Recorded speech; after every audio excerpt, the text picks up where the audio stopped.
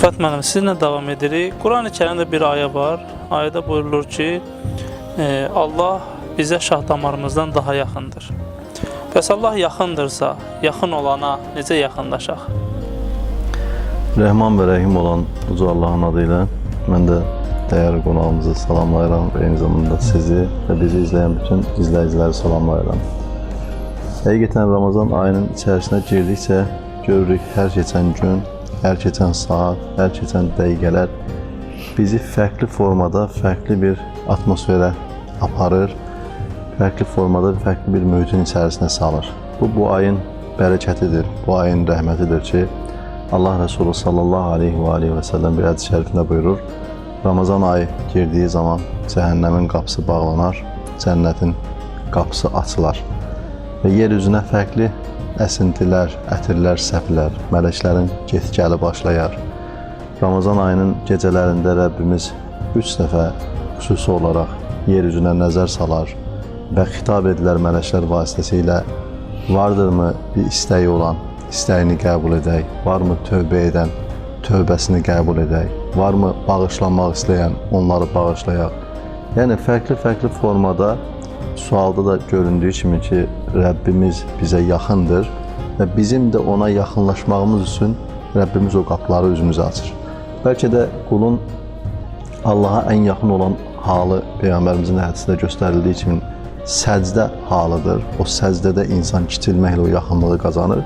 Və eyni zamanda mən deyərdim ki, mübarək Ramazan ayda hədis-i şəriflərə baxdığımız zaman görürük ki, Allaha yaxınlaşmaq üçün ən böyük fürsətlərdəndir, ən böyük səbəblərdəndir. Ariflərin həyat tərzinə baxanda onlar mənəvi inkişafı, mənəvi tərəqqini az yeməkdə görürlər. Çünki Peyğəmbərimizin hədislərində də var ki, tox mədədə hikmət axtarmayın. Yəni, insan tox olduğu zaman hikmətin axtarışında ola bilməz. Olsa belə, o hikmət o qəlbə daxil olmaz. İnsan ac qalmaqla təfəkkürü fərqli inkişaf edir. İnsan ac qalmaqla Allaha fərqli yönəlir. O demək deyil, biz yeməkdən, qidadan, hər şeydən əlimizi çəkək. Amma Allahın bizə göstərdiyi metod, Allahın bizə verdiyi resept ən gözəl, mükəmməl formadır ki, o Rəsulun həyatında tətbiq olundu, Əhl-i Beyt imamlarının həyatında tətbiq olundu. O tətbiqatla da biz həyatımıza onların etdiyini, nümunələri tətbiq edəriksə, təbii ki, Allaha yaxınlaşmış olaraq. Quran-ı Kərimdə Uca Rəbbimiz buyurur ki, mən quluma şah damarından yaxınam. Bəs biz necə oldu bu yaxınlığı hiss etmədik? Bəs biz necə oldu bu yaxınlığı itirdik? Bəs biz necə oldu əlimizi açıb Allahı çox uzaqlarda axtarırıq və bəzən çox uzaqlara gedirik. Göyün hansı qatında, səmanın hansı qatında. Amma Allah bizə şah damarımızdan yaxındırsa, demək ki, bizdən yaxındır. Biz niyə bu yaxınlığı itirdik? Çünki çox günah etdik. Və hər etdiyimiz günah bizimlə Allah arasına zülmət pərdələr saldı. Əslində, zahirən biz ondan uzaq düşsək də, o heç vaxt bizdən uzaq olmadı. Biz sanki evimizə qonaq gəlməsin deyə bütün qapıları bağladıq, pəncərələri də bağladıq. Bəzən günəşin işığı düşməsin deyə pərdələri də çəkdik. Bax, bu baxımdan bizim qəlb evimizə Allah nəzər salar. İmam Cəfər Sadiq əleyhissalam buyurur ki, qəlb Allahın hərəmidir. Orada ondan qeyrisinə yer vermə. Əgər verəcəksənsə, Allah sevgisini o qəlbdə hakim et, digər sevgiləri Allah sevgisinin kölgəsinə yığ. Nəyi sevərsənsə Allah üçün sev. Ata-ananı Allah üçün sevərsən, onda sevgində sadiq olarsan. Xanımını Allah üçün sevərsən, uşaqlarını Allah üçün sevərsən, millətini Allah üçün sevərsən, vətənini Allah üçün sevərsən.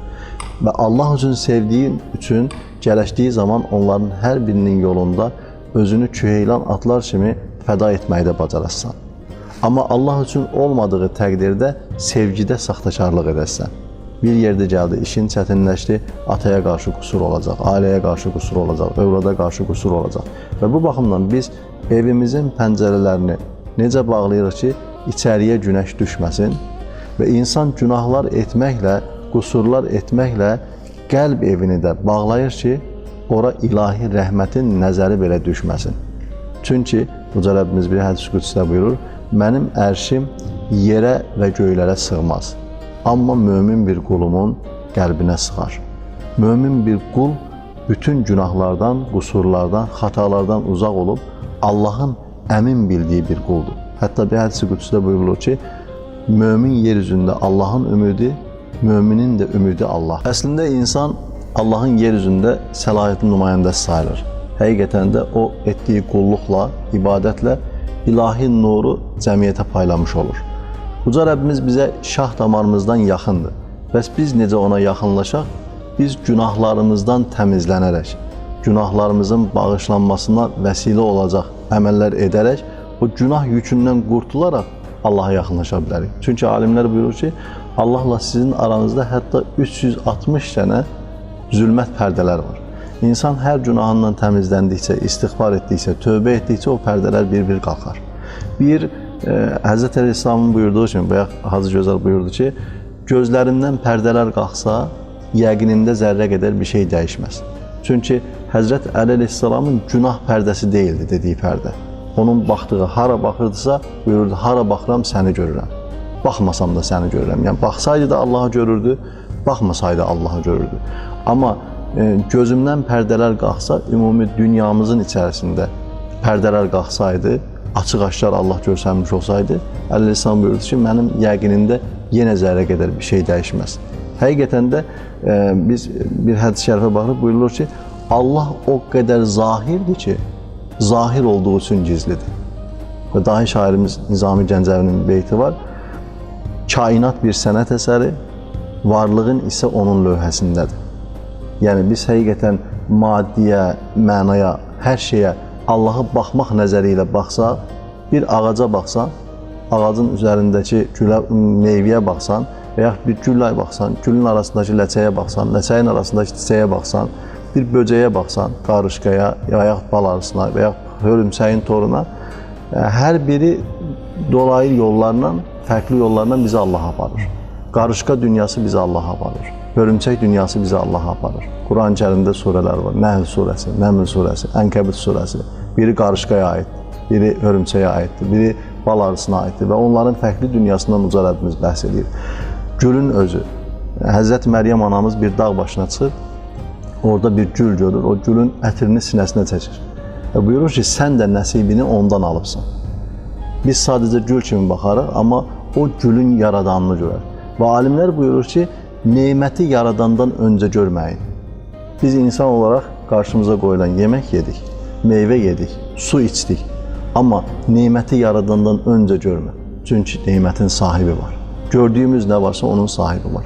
Və biz özümüzə qayıtdığımız zaman ki, bizlə Allah arasında zülmət pərdələri bizə yaxın olanı uzaq göstərir. Və biz bizə yaxın olana yaxınlaşa bilmirik. Əslində günah nədir? Günah bir yükdür, vəbaldır, pərdədir, zülmət pərdələridir. Haqqı görməyə mane olur. Rəbbimiz Quran-ı Kərimdə buyurur ki, Xatamallahu alə qulubi. Onların qəlblərinə mühür vurarıq. Onların gözləri kör, qulaqları kar olar.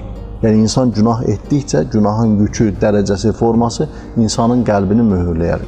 Hacının da buyurduğu kimi, insanın qəlb gözlərini tutar və həqiqəti görməz, həqiqətə qarşı kör olar. Amma savab nədir? Etdiyimiz savab işlər, bizim savab edəcəyimiz əməllər gözümüzü açır, pərdələrimizi qaldırır, zülmətləri, çirkləri, pasları aradan qaldırır. Və biz haqq, həqiqəti dünya gözü ilə deyil, qəlb gözümüzlə hiss etmiş, sezmiş oluruq ki, və dolayısıyla savabla Allaha yaxınlaşırıq, günahla Allahdan uzaqlaşırıq. Çox sağ olun, Allah razı olsun.